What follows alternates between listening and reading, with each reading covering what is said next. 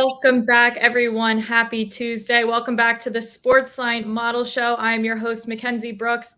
College football is here. We got to watch week 0, and we are ready with some college football week 1 locks from the team behind the numbers. I am joined by John, Jake, Derek, and Steven. Look, we are excited to finally give the public directly these college football locks that we have. College football Jake is back. This is big. And John, of course, is still going to be giving us those MLB daily picks. So as always, keep the chat active with the MLB questions, with the college football questions, heck, NFL, whatever you want to do, we are here to answer. So, of course, as always, we are going to start with our MLB picks of the day. So where do you think we want to start, John? We have a couple money line props, or we could go into some home run props. Yeah, well, I think first we can start with pointing out how we did last week, right? We talked about multiple. I'm on an all-time heater right now.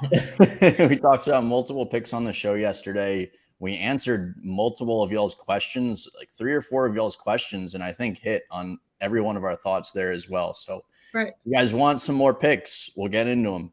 I got 2 today. The first one's Phillies on the money line. So you can get this minus 155 on DraftKings. It's been going up and down all day yesterday, all day today. I don't really understand why, because Tyler Anderson is starting for the Angels.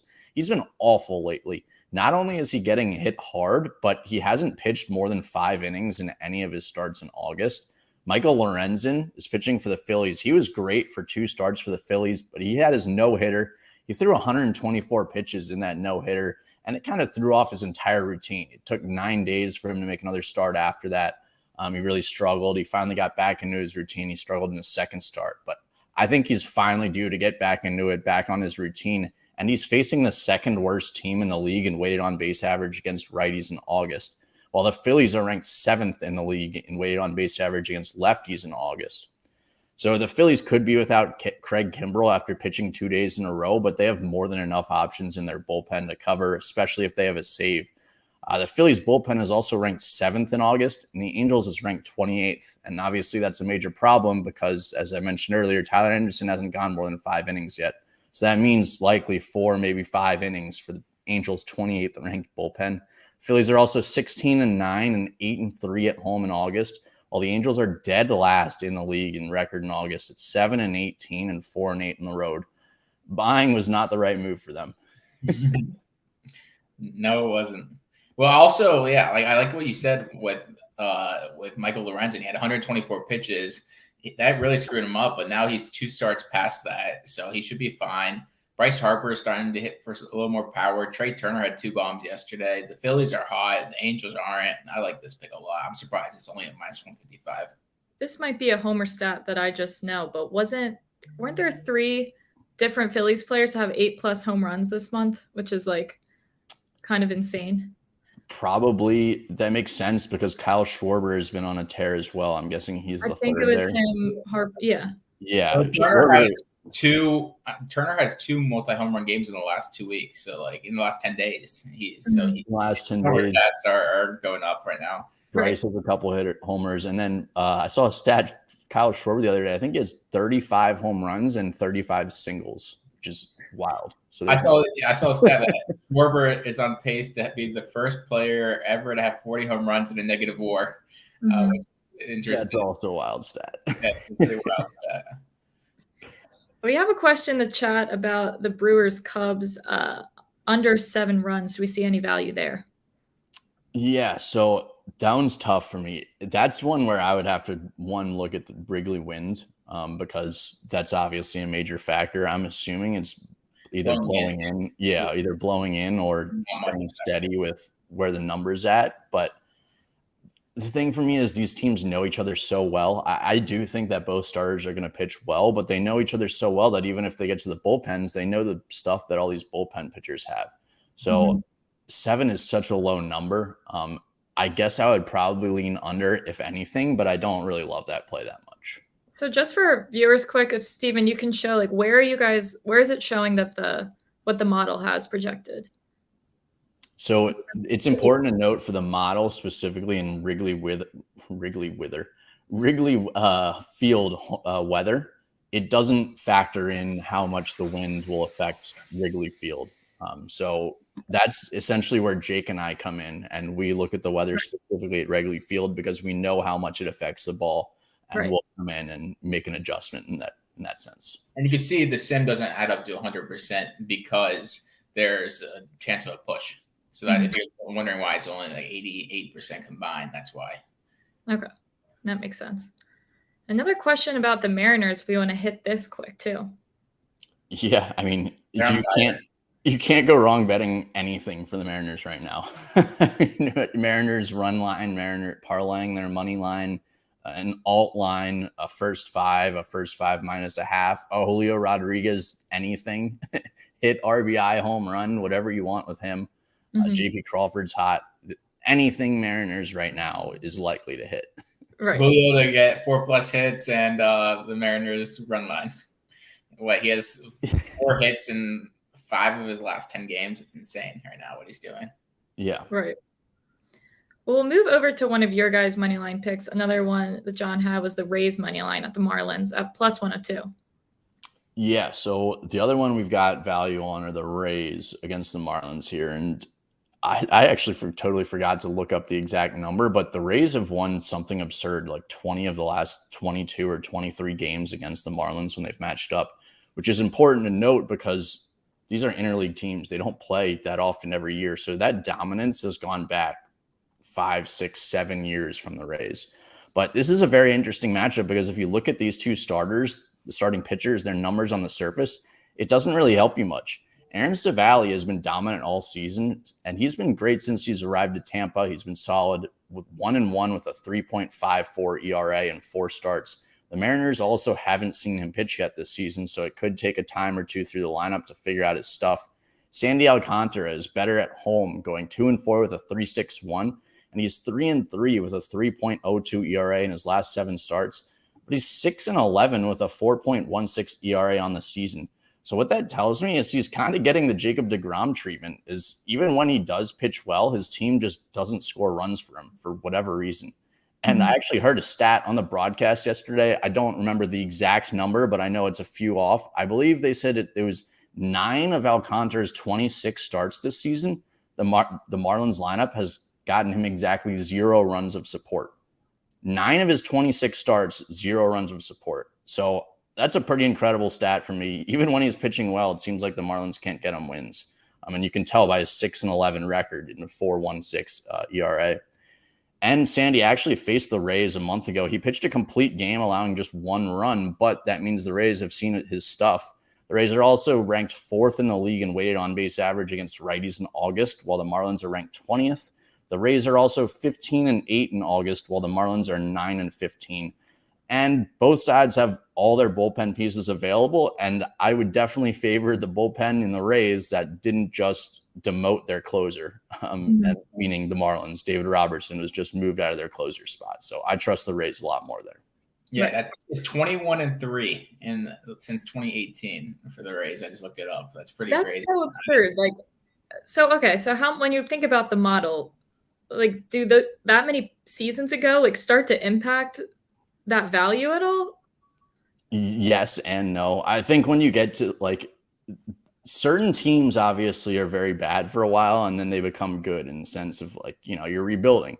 Right. The Marlins, and that kind of fit the mold. The Marlins were essentially rebuilding for a while the Rays were one of the best teams in the league. But we're kind of getting to the point now where they're somewhat evening out, or you just kind of expect them to regress to the mean at some point, which would mean a 600 win percentage by the Rays, 750, but not something like 850 or 900. That's just absurd. Yeah, that is absurd. And we're getting a lot of questions in the chat about a lot of over-unders. One from Nick is on the Guardians and Twins. I feel like they're under 7.5 after yesterday's performance. Not really. I think that Pablo Lopez is going to deal today. I think he's going to pitch very well. I think Gavin Williams will be solid as well, but these bullpens are just they worry me so much. And especially yesterday, we saw the Guardians came out, put 4 on the board, and the Twins came back out and put 6 right away. Right. The Twins bats are hot, especially at home right now. So I do think these starting pitchers will be solid, but I think the bullpens will at least push this over. Yeah, 7.5 scares me there too. If it was 8.5, then I'd maybe consider it, but 7.5 is scary. Mm-hmm. So I want to move quick into Jake's been killing this yes run first inning. Great record forming here. He has another one today for the Padres Cardinals game. If you want to break this down a little. Yeah, so the Padres and Cardinals are both top 12 in yes run first inning percentage this year. I couldn't find a ton of great games with value, but this is the best value of today. You get it minus 115 on DK. Our model has it at minus 149, so close to minus 150. Zach Thompson, he's a rookie. I was going through his numbers this year in the first inning. In the minor leagues, he pitched 9 games. He started 9 games in the minor leagues. He allowed 13 runs in the first inning. So that's not great. And I'm surprised he could get minus 115 here, honestly. I really like this. Yeah, I think with the top, both lineups too, it really thins out the bottom of the order. Yeah, and so when you get the top of both of these lineups, that's when the thump is actually there. So I like that. Yeah, Thompson has to face Juan Soto, Tatis, and Machado, and maybe Bogarts too, if any of those guys get on base. And then Lugo, who's been pretty good in the first inning, I think he just has like a 2.5 ERA in the first inning, but he has to face Goldschmidt and Arenado. Right. Not an easy task for either of those pitchers. Right. Speaking of batters getting runs, we have a home run prop. Jake, tell us about our FanDuel heartbreak going on right now. Yeah, I mean, Dinger Tuesday is dead. It's a shame, but it just means it's college football season. When Dinger Tuesday dies, it's college football season. And so this is an interesting one. We actually have value not on a Braves player, but on a Rockies player. We have value on Ryan McMahon at plus 550 on DK to homer. We have him at plus 466. I think this game could turn into a home run fest just because Charlie Morton's been great over his last 2 starts. He has 10 strikeouts in his last 2 starts, but he's going to Coors. He's not getting any younger. He's been great, but I could see this game being a game where the Braves jump off to a big lead. Charlie Morton, I mean, you don't want to – what is he, almost 40 years old? He's like 39, 40. You don't want to stress his arm out too much before the playoffs. You want to save it. So if the Braves jump off to a big lead, I could see them putting in a couple guys from the bullpen early that they wouldn't necessarily want to use if they're in a close game. So I like Ryan McMahon at plus 550. He's the best value in this game. Yeah. So, yeah, looks like a lot of people in the chat agree. It seems like the Rays money line is going to be the move of the day for the chat. So if you continue to have baseball questions, please continue to ask Jake and John in the chat. We're going to continue with that, certainly. But we are going to move into a little bit of football. We want to talk about this week 0 recap. This team has done a lot of actual digging into what this new rule means with the clock, no first down stoppage. So we want to talk about that and give you some tangible reasons of what that looks like and how it can actually affect your bets. Steven, if you want to start there. Yeah, so as I've said before, we try to aim to really replicate the odds makers' lines as a way to identify when the odds makers are artificially moving their lines to capitalize on what they think is the stupid public. So this rule change was everyone was expecting around a 3% drop off in plays and scoring. So if you look at the opening lines, over-unders for week 0 and 1 from last year versus this year, the odds makers baked in around a 2.2 point drop.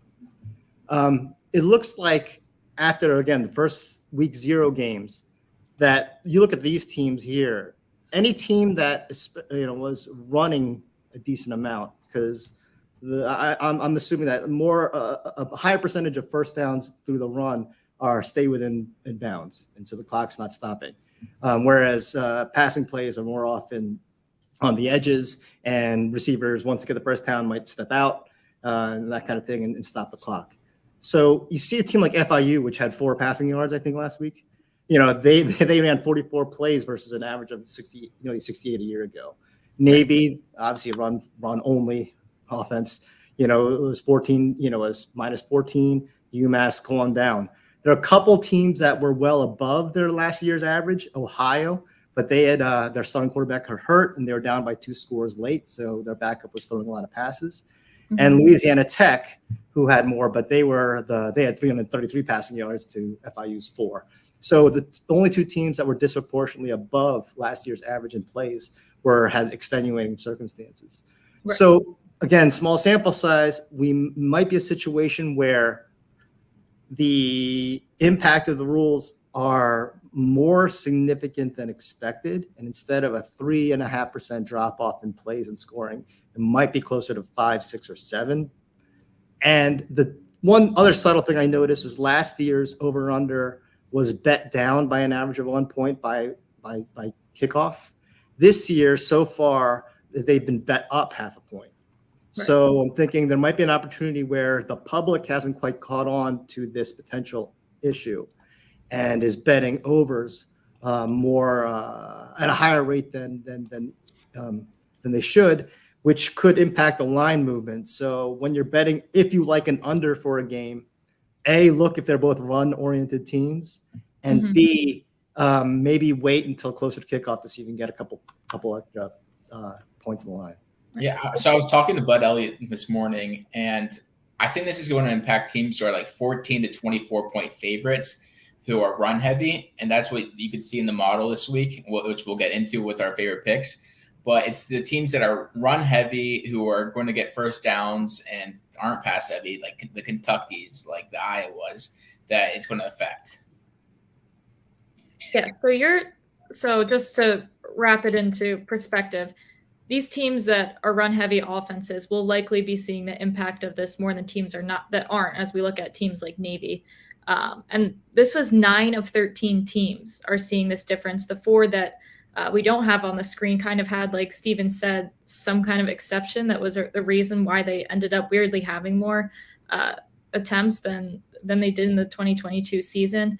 So when we go into betting this type of stuff, you based off the clock, you really are trying to target these run heavy offenses. And one of those teams was UTEP, who had 2 more plays than normal, and that's their own fault because unfortunately those 2 plays were idiotic passes on 3rd and 1 when they're on the 24 down by 3, and instead of getting an easy first down and winning and covering like we wanted, they I still don't know how you chose to throw a fade into the end zone and then throw it on 4th down. By any means. Right. Stupid YouTube. So yeah, I mean, so that's something we'll obviously continue to monitor and see how much more it does impact. But it's just interesting, everyone, analysts across, the industry are sharing their opinions, what they think of it. But here we're actually showing you tangibly what stats this actually does affect. And it does affect one of our week 1 locks that we're going into now. We have Utah State at Iowa. The spread's 25, and we are all over Utah State covering this. Mostly because we have Utah State projected to score 17 points compared to the odds makers, who were just, I think, around 9.5 points. We just think this spread is just massive, considering an Iowa defense who lost 2 first-round picks and 51% of their defensive production. And then we talk about the slow run game that Iowa had. They are only, Derek can talk about this, but averaging only 20 points per game last year. I don't know how they can beat a team by 25 points if they can't score 25 points on their own. Right. So you have a team they averaged last year at 18 points a game, just in general, like home and away. But at home, they're averaging 20 points per game. And the odds makers are expecting them to get 35. Well, basically 35, because their odds are saying that Utah State is going to score 10 points. And so that means that they have to score at least 35. Last year, the highest scoring game was 33 points. And then so that was against Northwestern. And we know how, offensively challenged Northwestern was from last year. So we are projecting them for 17. So that literally means that they need to score 42 points in order to cover this 25-point spread, which I don't think that that's going to happen, especially when you only managed to have 97 rushing yards that they're averaged in the year. That is ranked 122 out of 131 teams. That is not good at all for a team that passes the ball only 48% of the time. So they're going to have a hard time scoring a lot of points. That's why we're taking the under on this. Jake, how much do you think Cade McNamara is going to impact? Yeah, so that's a great question. Cade McNamara is definitely an upgrade over Spencer Petras, but they still have Brian Ferentz as their offensive coordinator. And as long as Brian Ferentz and Kirk Ferentz are teaming up, this offense isn't going to be that fun to watch. And Cade McNamara was also banged up in practice a couple of weeks. So I think he missed a full week of practice. I think he's going to be good to go, but he's definitely going to be a little limited So the Ferentz are like the 180, the Bizarro Shanahan. Like, yeah, they refuse to integrate anything new, and they're still stuck in the 1990s. So I still have a flip phone and I love Blackberries, so I understand. That doesn't work in today's high-powered offenses, though. But that goes into, I don't want to jump ahead, Mackenzie. That goes into this 20-year gap and the thing that we're touting online before the show. Right. So you see here that we are talking about this head coach tenure, how it's benefiting Utah State that their coach is so much younger, because we ran some numbers earlier this week and we came up with the grandpa effect, which is showing a correlation between the coaching tenure gap, how, you versus your opposing coach, and the amount of experience you have actually starts to show an insane spread coverage. And then once you get a little too old, it plummets. Yeah. So it was like, so Jake's working on a very sophisticated AI-based stats model involving college football stability, looking at coaching tenure, quarterback starts, returning talent, returning offense, returning defense production, talent, and cranking all these numbers. And I just, did what I do, which is put it in a pivot table and see what pops out. We aren't revealing our sample size in this case. It's not exactly a huge sample size, but it was really interesting because it stemmed from last year where we noticed that favorites covered at a really astoundingly low rate in general. But when the teams involved coaches that were returning, the cover rate got a lot higher. So this stood out to me as interesting, where you have this 12 plus year difference. In the case of Iowa versus Utah State, it's 24 years to 3 tenure. That yes, once you got to the point where after a 16-year difference, you see, it just falls off the map. It looks like a mountain, cliff. It goes from 65% for that 5-year span to under 35%. So again, not exactly the most scientific, statistically sound thing I've ever done, but it's also probably the more interesting thing that we've ever done. Yeah, well, when it applies. And we are looking at a great situation for Utah State here. And isn't the offensive coordinator for Iowa his son? And he's terrible, but they refuse to fire him because it's the head coach's son. Yeah, it's Brian Ferentz is Kirk Ferentz's son. It's definitely a little nepotism. It's not necessarily just firing him; it's just changing the offensive scheme. I mean, they did bring in McNamara. They brought in Eric all with him from Michigan. It should help them a bit, but unless they change up their schemes, they're not going to score much more. Right. Yeah, and another team with a massive spread that we really like the idea of covering is Miami, Ohio at Miami. It actually opened at 16 and now went to 17, which nothing better than going against the public there. But the issue with Miami, that's always been their problem, is that they have no home field advantage. No one's really at those games. They went 0-6 ATS at home versus FBS teams last year, allowing 35 points per game at home, which is just terrible. And when you look at our model projected score, we have Miami, Ohio having a chance of 22 points. That's a 9-point difference from what the odds makers were thinking. Yeah. So something interesting about this game is that my model has the exact same score, 31-22, and I base it a lot off of talent and returning production. Right. And as Mackenzie wrote on here, 17 former Power 5 players transferred in to Miami, Ohio. A lot of them recently. I think they have a 4-star DB from Louisville on their team. So their talent definitely has gotten upgraded over the last couple of years. But then you look at Miami, and Miami doesn't play in Coral Gables. They play 45 minutes outside Coral Gables, and no one goes to their games. So they were 0-6 against the spread at home last year. And we don't think that's going to change much. So that's definitely having a big impact in this game. Mm-hmm. Blaine Gabbert's little brother, Brett Gabber, is Miami, Ohio's quarterback, and he has over 20 starts under his belt, and that helps a lot from a stability model aspect as well. So, yeah, we have a ton of value on Miami, Ohio to win the battle of the Miamis. Right. Yeah. And for those who I mean, it's pretty self-explanatory, but the stability model that Jake's been working on, favors these returning coaches with returning quarterbacks and looks at production in general and likes to use that as a pretty high impact into the spreads of these games. One thing I noticed looking at some of the numbers is that Miami of Ohio ran the ball more and more effectively last year on the road. So that bodes well. Whereas Miami, Florida, allowed more rushing yards and more yards per carry at home. So that's influencing in how the model's projecting this out.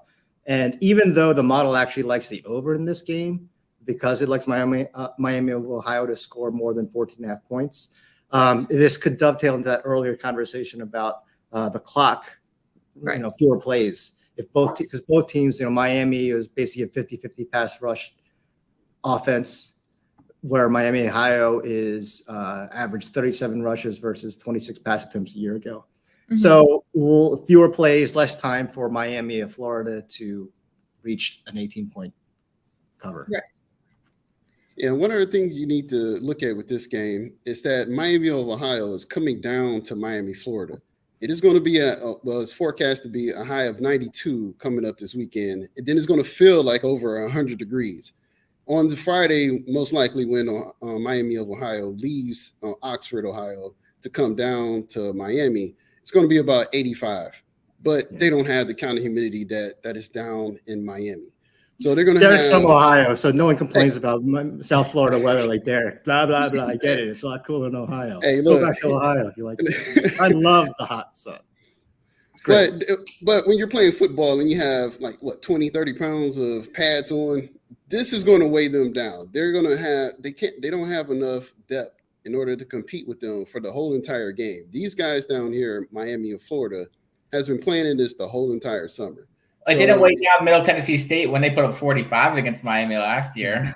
That is true, but this is Miami of Ohio, man. This is it's Middle Tennessee State. I don't think there's a big difference in gap in play. Derek doesn't have faith in the Miami Ohio boys, getting through this weather, but we do. We think they can cover at least 17 points.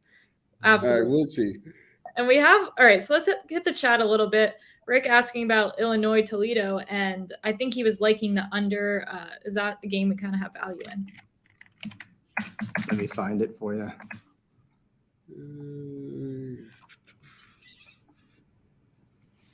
So he likes the under.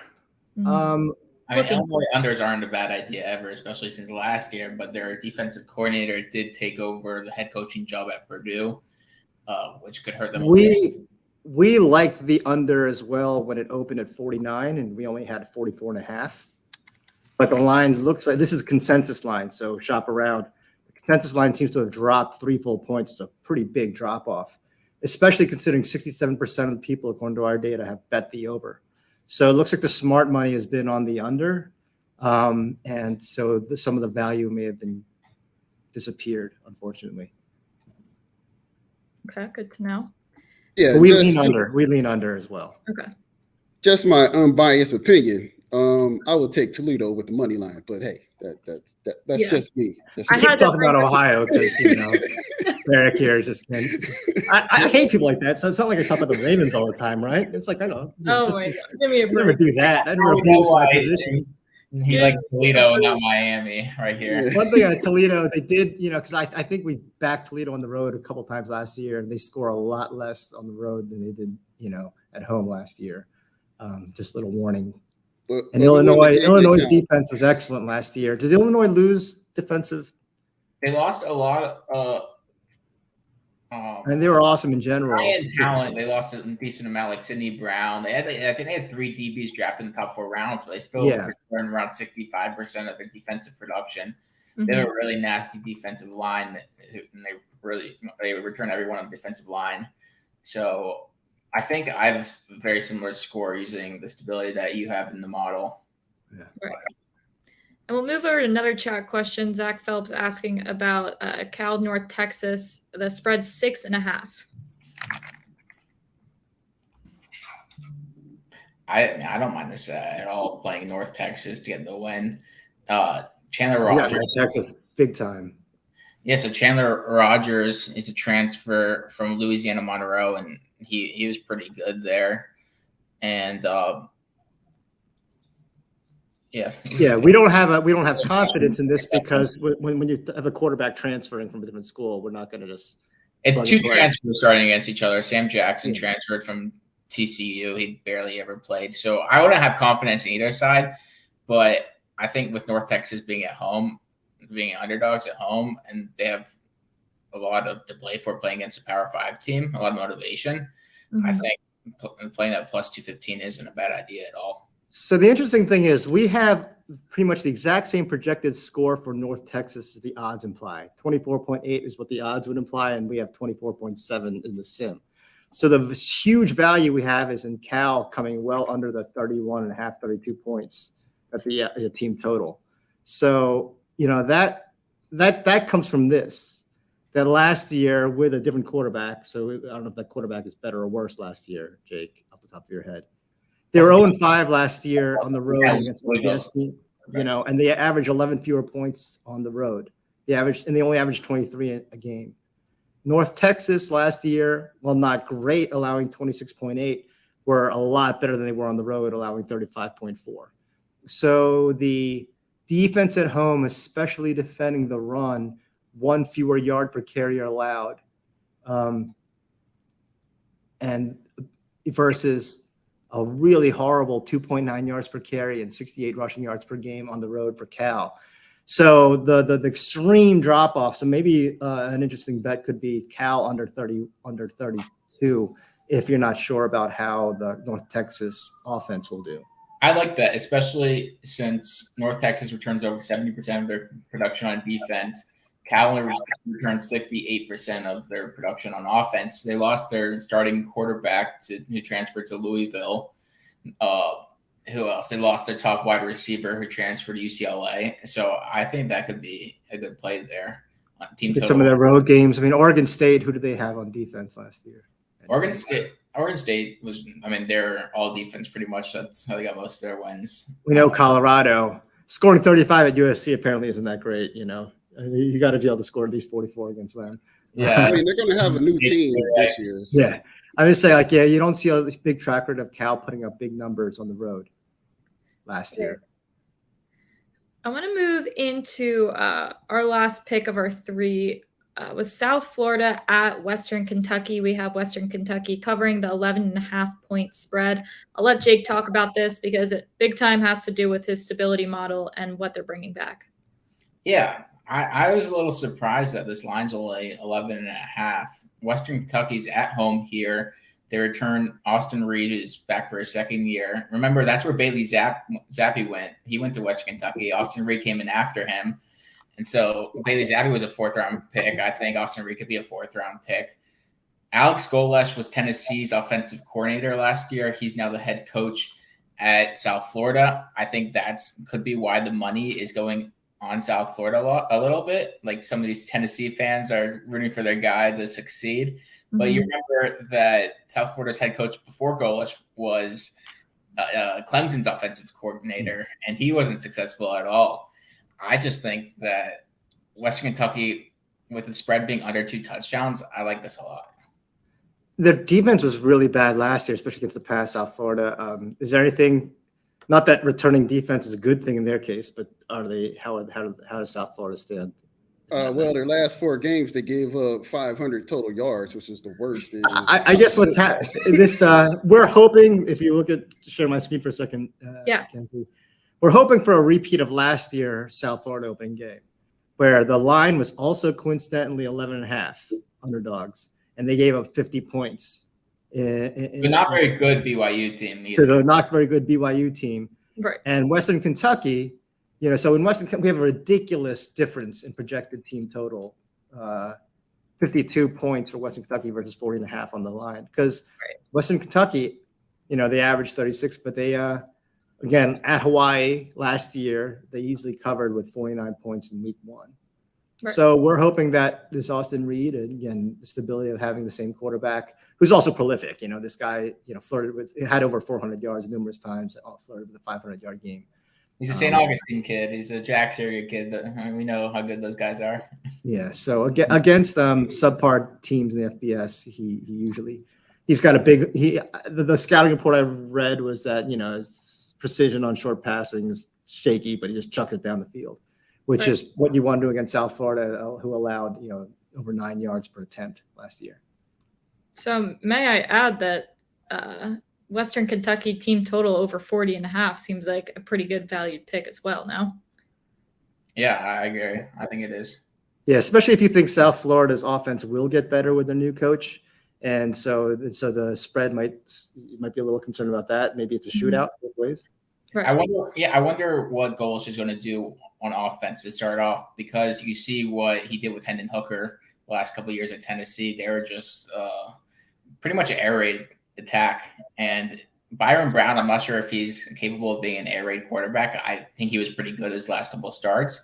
But if their offense is like a fun and gun type of offense, I do like over 41.5. You said, right? 41.5. 40.5 is where it was. It might have moved a little, but it seems like we have a lot of room for error here. It really surprises me to see 75% of the public on the under in this game. I know it's a high number, 70.5. They bet it down 69.5.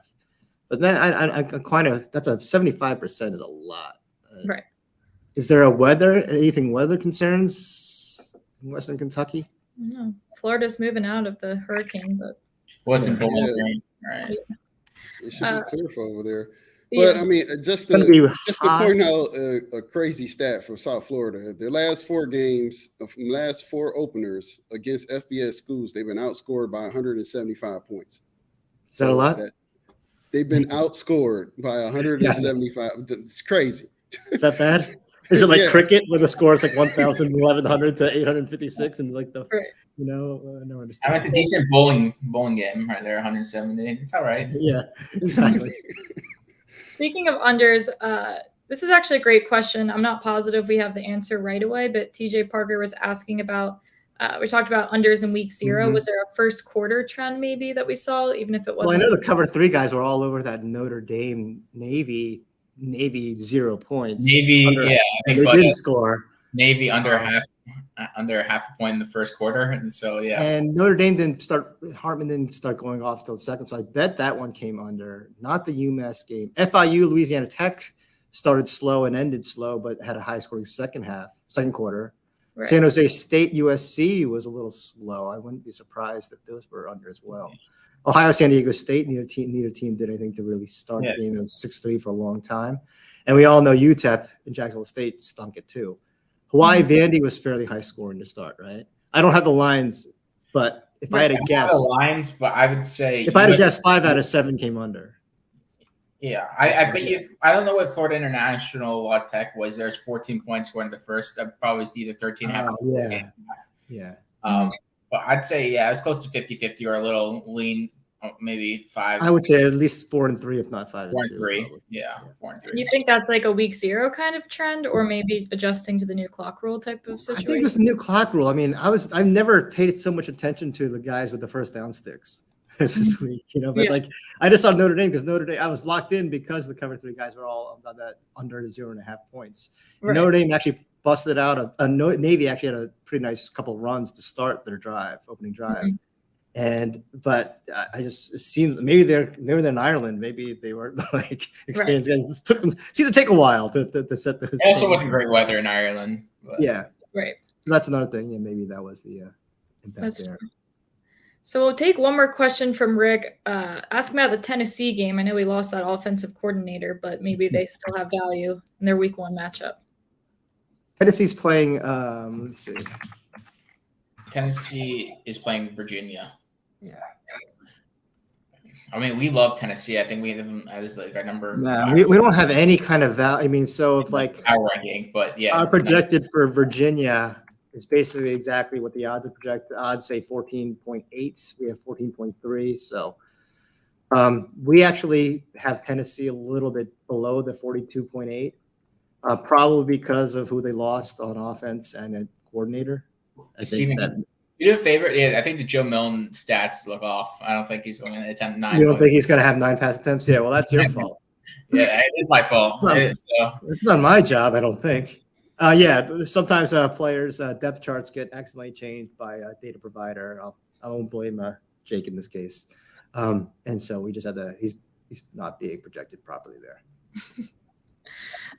All right. Well, that will be all we get to today. Again, we will still have plenty of college football to get through. Always come with your questions. Reach out to us on Twitter, what you want to see, what you didn't like so much, and any questions about games, MLB, college football, NFL. We want to be here to be a service to you guys.